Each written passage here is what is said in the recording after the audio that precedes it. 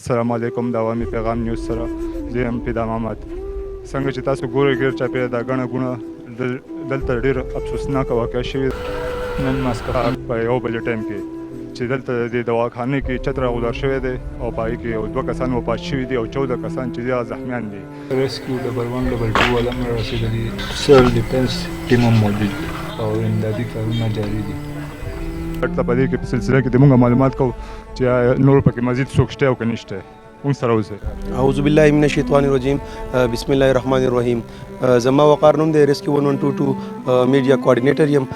د بده مرغه دلته کې چې دا حادثه راله نو ډبل 1 ډبل 2 والته چې څنګه کال راغی په هغه ټایم باندې دلته کې رالو زموږ ډیزاسټر ټیم زموږ چې د 2 تحصیلونو څومره ریسکیور اهلکار دي هغه دلته کې موجود دي. په موقع باندې 11 کسان چې دی معمولی زخمیان ول هغه موږ سیدو شریف هسپتال ته منتقل کړي ول. یو کس کوم چې د مالدې د لاندې ټریپ و هغه تقریبا نیمه ګنټه بعد هغه راووتو او هغه سیدو شریف هسپتال ته منتقل کړی چونکې هلته کې ډاکټرانو تصدیق وکړو چې هغه وفات شوی دی او د هغې نه بعد یو کم کس چې دی د دې د وینا مطابق چې هغه مس دی په هغې پسې ریسکیو 1122 سرچ اپریشن شروع دی او چې تر کومې پورې دا کس راوتی نه نو زموږ د ریسکیو 1122 سرچ اپریشن به شروع وي.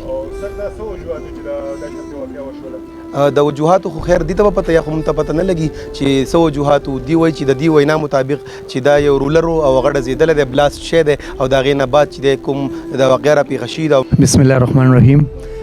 زما نوم دی عزیز خان پوسټ وارډن ایټوا منکوټ. زما سره موجود پوسټ وارډن شیر زمان صاحب رحیم آباد.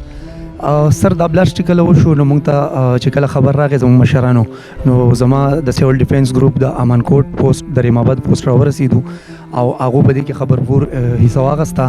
نو کم کسان چې معمولي زخمیان وو هغه خو اول هسپتال ته منتقل شول سیدو شریف ته. باقي 2 کسانو میسینګ وو نو هغې کې یو کس چې و د هغې ډیډ باډي موږ راوویسته د ریسکیو وال سره موږ یو شانتي کار وکړو.